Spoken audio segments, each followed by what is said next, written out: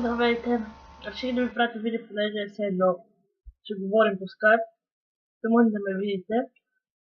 В момента ще правя витамини да пия. Вчера беше много хубаво. Мисля, много изморително. Честно ви кажа, като се пребрах, даже бях яла само някакви бисквити през деня. Единствената ми мисъл, която беше, когато се пребрах, е не да ям, не да си легна. Ама тя пати беше поръчала пицата, ям пица. Добре, че е тя. Не, че нямах нищо по да ям. Дем, ако не му беше накарала, нямаше да ям. Така да не е малко, не е излишно това. Ето де. Иначе имам чувство, че задника ми се е смалила вчера. От 2:30, като сме излязли от офиса, ходихме до влака и аз направо щях да си убия тим лидера, защото това тим лидера, значи, чакай сега ще обясня. Тим лидера, това е той, който като цяло ни ръководи там. Като сме ни казват, сега ще минем от сам, после ще минем от там, после ще направим тези къщи, после ще направим тези къщи. И така. И аз се паднах на невъзможно най-добрия тим лидер.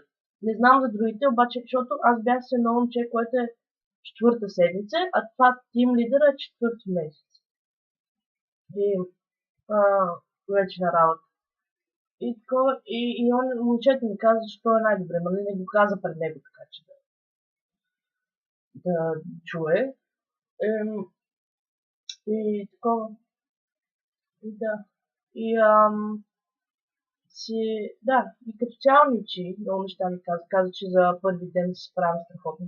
И той другото момче каза, че в първия ден ще се бъде така.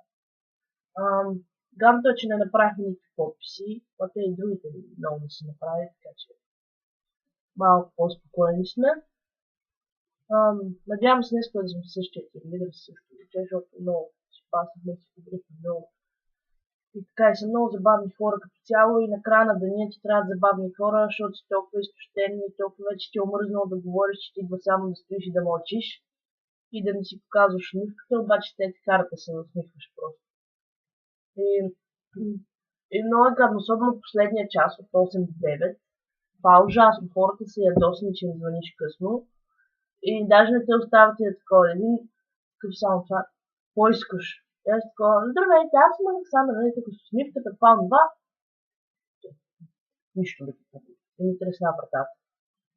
Добре. Или един между нейното беше, гледам футбол сега. И ми затвори. Добре. И така.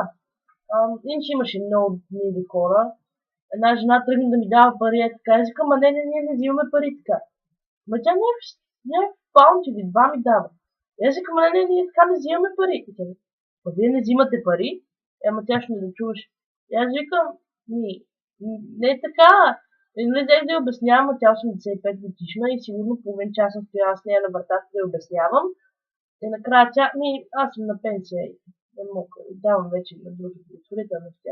Да, няма нищо, нали, това много сходно да го правите, няма проблеми.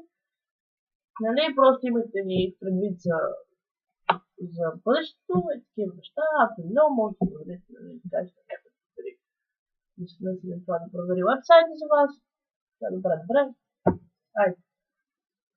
Жената нямаше палка. Тъмъния на вих, аз много казвам да стана. Защото тъмъния на вих, това беше една от първите врати. И тъмъния, в смисъл сама, защото преди това ходах с тим лидера двамата. Да гледам какво прави.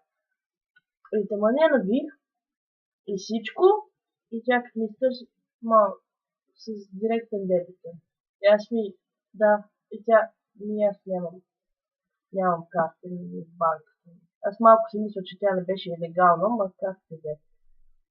Добре, ще спра това видео и ще ви пратя още едно да ви разкажа, защото не стане много голямо за да не мога да чуя.